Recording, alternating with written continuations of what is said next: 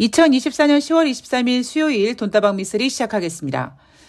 주식을 높은 구간에서 시작하신 분들은 아마 지금 대한민국 주식시장이 상당히 재미없게 느껴지실 겁니다.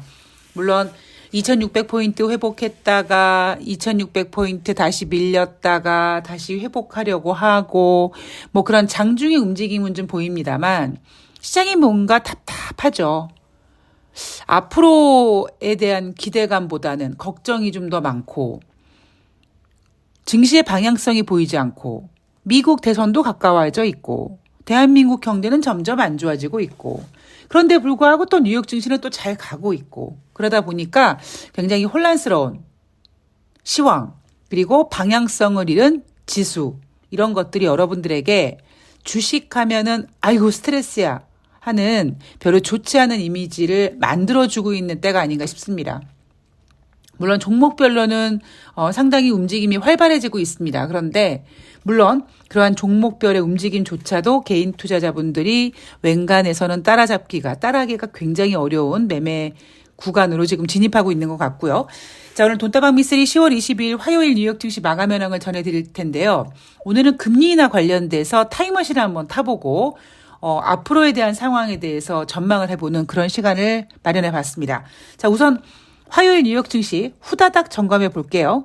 다우지수가 0.02% 하락, S&P 500이 0.05% 하락, 나스닥이 0.18% 상승했습니다. 자, 금리 인하 지연 가능성에 대한 우려감과 기업 실적 보고서를 소화하면서 뉴욕 증시는 혼조세로 마감을 했다. 자, 중소형주 러셀 2000의 지수도 0.37% 하락했다고 합니다. 자, 어닝 시즌 지금 진행되고 있습니다. 지금까지 S&P 500 기업 20%가량이 3분기 실적을 발표하고 있는데 대부분 수익이 시장 예상을 상회하고 있다. 굉장히 좋은 뉴스 같은데 전혀 좋게 느껴지지를 않죠. 왜냐하면 종목별로 굉장히 변동폭이 큽니다. 제가 얼마 전부터 여러분 앞으로 개별 종목장이 펼쳐질 건데 어느 그룹에서 비가 올지 모를 정도로 가만히 있던 종목이 우다다다다다다 오르고요. 그 우다다다 올라간 모습을 또 끝까지 지키지 못하고 피레침 세우듯이 위에 피레침을 떡 세우고 하락 마감하는 경우도 있습니다. 그렇게 장중에 움직임이 굉장히 살벌하게 진행이 되고 있고요. 기업 실적 같은 경우도 미국 기업들의 실적이 예상을 윗돈에 모내하고 있지만 종목들 개별 종목으로 들여다보면 움직임이 굉장히 살벌합니다. 뭐 예를 들면 미국 제조업의 상징이던 제너럴 일렉트릭 분사로 탄생한 G 에어로스페이스는 시장 예상을 상회하는 실적을 내놓고 연간 가이던스를 높였는데 주가가 9%씩이나 하락했고요. 트럼프 관련된 기업은 9% 이상 상승했고요. 로키드 마틴은 예상을 밑돈 실적 여파로 6%나 하락했습니다. 그러니까 종가 기준으로 상승했어, 하락했어 라는 거를 떠나서 움직임 자체가 아주 살벌하게 움직입니다. 제가 예전에 여러분들한테 그런 얘기 해드렸을 거예요. 제가 증권사 다닐 때 회사를 이제 하루를 마감하고 퇴근한 다음에 집에 딱 가면 우리 할머니가 문을 딱 열어주시고 제가 이제 거실에 가면 이런 말씀을 하십니다. 야, 뉴스 봤더니 오늘 막 주식 막 시뻘겋고 이런 거 있던데 너 오늘 돈 되게 많이 벌었겠다? 이렇게 말씀하시면 저는 그냥 답답하죠. 지수가 빨갛게 움직인들 무엇하리요. 삼성전자가 오르면 무엇하겠습니까? 그죠? 왜? 이미 앞서서 계속 마이너스 까먹고 있는 상태에서 오늘 하루 깜빡 빨간색이 된들 수익이 나는 것도 아니죠. 그러니까 그렇게 뭔가 분위기는 되게 좋다고 어닝 시즌 괜찮아 하는데 실질적으로 뚜껑을 열어보면 상당히 까다롭고 예민하고 불편하고 살벌한 움직임들이 종목별로 전개되고 있습니다. 대한민국 주식시장도 마찬가지입니다. 자, 금리 결정에 대한 이야기를 좀 해볼 텐데요. 필라델피아 연방은행 총재 통화정책에 대한 관련 발언을 하지 않았습니다. 더 정확하게 표현하면 하지 못하는 거죠. 현재 11월 FOMC 회의에서 25bp 추가 금리 인하할 확률이 91%나 됩니다. 금리 동결할 확률이 고작 9%밖에 되지 않습니다. 그런데 이날 뉴욕 증시가 혼조세로 마감했을 때 그 이유가 뭐였습니까? 금리 인하 지연 가능성에 대한 우려였습니다. 자, LPL 파이낸셜 글로벌 전략가가요.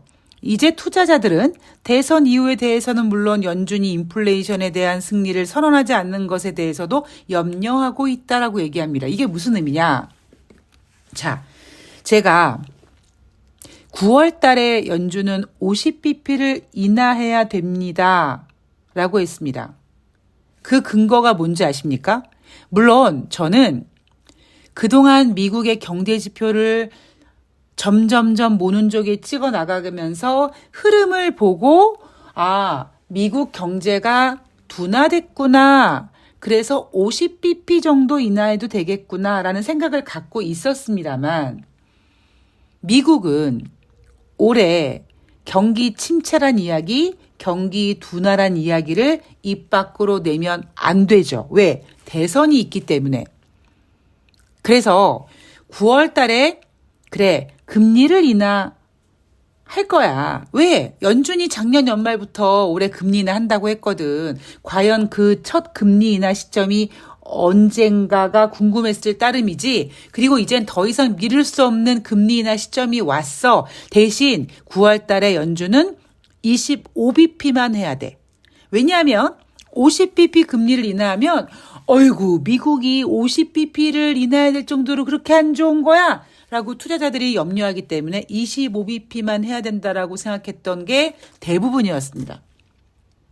저는 경기 둔화됐고 쟤네들은 경기 둔화란 얘기를 하지 않을 뿐이지 미국 경기가 상당히 지금 많이 망가졌기 때문에 금리 인하를 해야 되고 그 금리 인하 폭은 50bp라고 했습니다. 자, 첫 번째, 저는 경기 분위기, 경제 지표를 쭉 확인했기 때문에 50bp 금리 인하를 주장했었고 만약에 25bp밖에 금리 인하를 하지 않으면 뉴욕 증시가 엄청 실망할 거라고 말씀을 드렸습니다. 자, 두 번째, 제가 왜 9월 달 50bp 금리 인하를 주장했는가? 다시 타임머신을 타고 작년 11월 초로 가겠습니다. 여러분들 미쓰리 또 그 얘기에 하실지 모르겠습니다만 어려운 경제도 듣고 또 듣고 그러면 이해가 됩니다. 자, 작년 11월 달 분위기. 연준은 남은 회의에서 더 갈 길이 남아있다. 할 일이 있다라고 얘기하면서 10월 말 정도까지는 금리 인상 가능성을 열어놨었습니다. 왜냐? 인플레이션이 잡히지 않았거든요. 왜 인플레이션이 잡히지 않았을까요? 제롬 파월 연준 의장이 무능해서 발빠르게 대응을 하지 못했거든요. 그러다가 11월 초에 10월 달 고용지표가 부진한 거를 확인하자마자 투자자들은 얼어 죽을 금리 인상은 야이씨 금리 인하해야 돼. 이렇게 금리 인하 기대가 몽글몽글 생기기 시작했고 마치 상상임신, 더 잔인한, 더 리얼한 표현을 해드리면 남자분이 예쁜 여자를 만나서 그 여자와 데이트하고 싶고 그럼 데이트로 끝내고 싶습니까? 그냥 밥 먹고 싶고 차 마시고 싶고 영화 보고 싶고 영화 보다가 손 만지고 싶고 손 만지다 뽀뽀하고 싶고 뽀뽀하다가 우리 손 만지고 할게 이렇게 가고 싶은 게 그 상상의 나라와 계획이 막 커지는 것처럼 야동을 볼 때 점점 강력한 거를 원하듯이 그게 인간이 가지고 있는 완전한 그 지워지지 않는 그냥 인간이 갖고 있는 욕망 중에 가장 큰 부분이고요. 그러한 욕망이 작년 11월 초 금리 인하를 하겠네라는 그 기대감에 살에 살을 붙여서 어느 정도까지였냐면 2024년도 올해 연준이 무려 6번에서 7번까지의 금리 인하도 할 수 있을 것 같다라는 전망이 나왔었습니다. 제가 그때 미친 것들 아닙니까? 아니 1년에 FOMC 회의가 8번 있는데 예언병 6번에서 7번 금리 인하하면 미국 경제가 얼마나 엉망진창이라는 걸까요? 제가 이렇게 얘기해 드린 적이 있습니다. 문제는 사람들은요, 자기가 보고 싶은 것만 봅니다.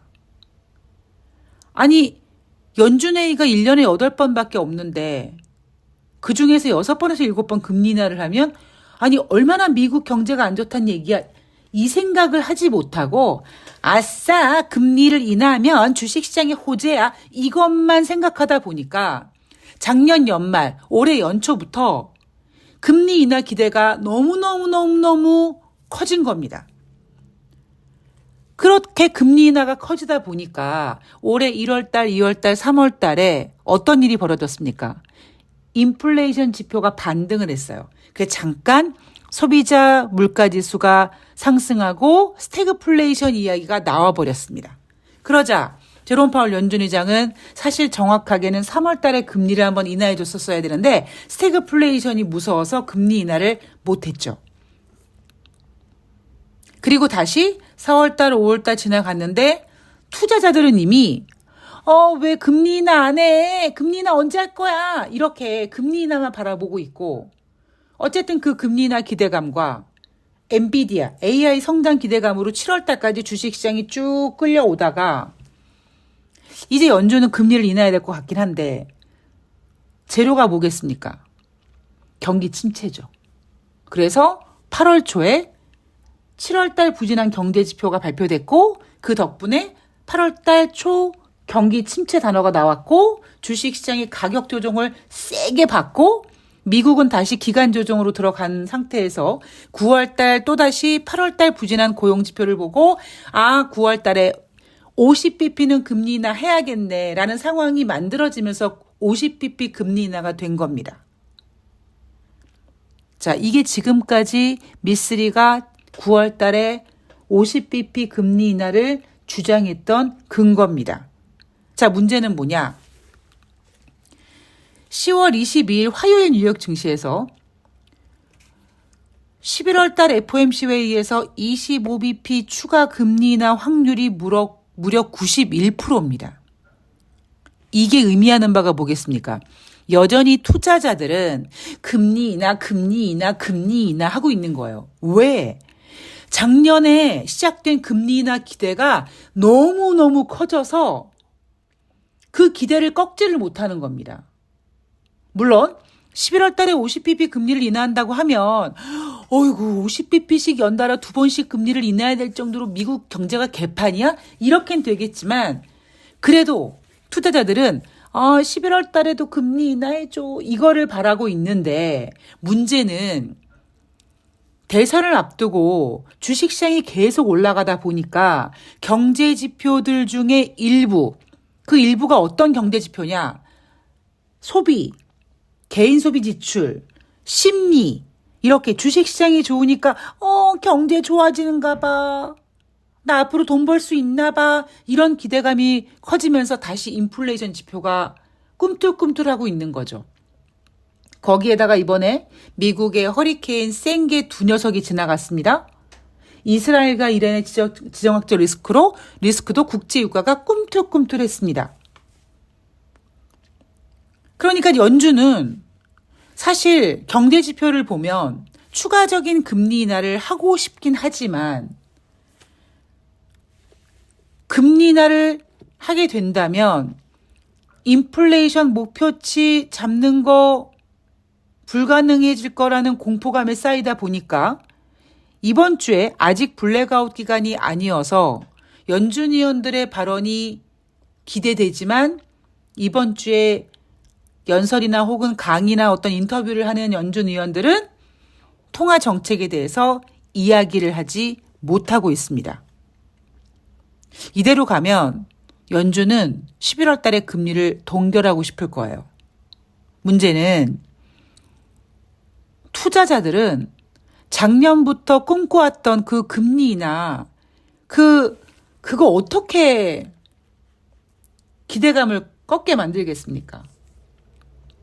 만약에 지금 경제가 되게 안 좋은 상태여서 그래서 금리 인하를 꼭 해야 돼요.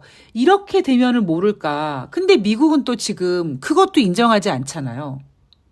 금리 인하는 해야겠는데 대선을 앞두고 주식시장이 좋아지니까 경제 지표들 중에 소비자 물가 지표 같은 인플레이션 지표가 다시 반등하고 있고, 그러면 9월 달에 금리 인하 괜히 했나?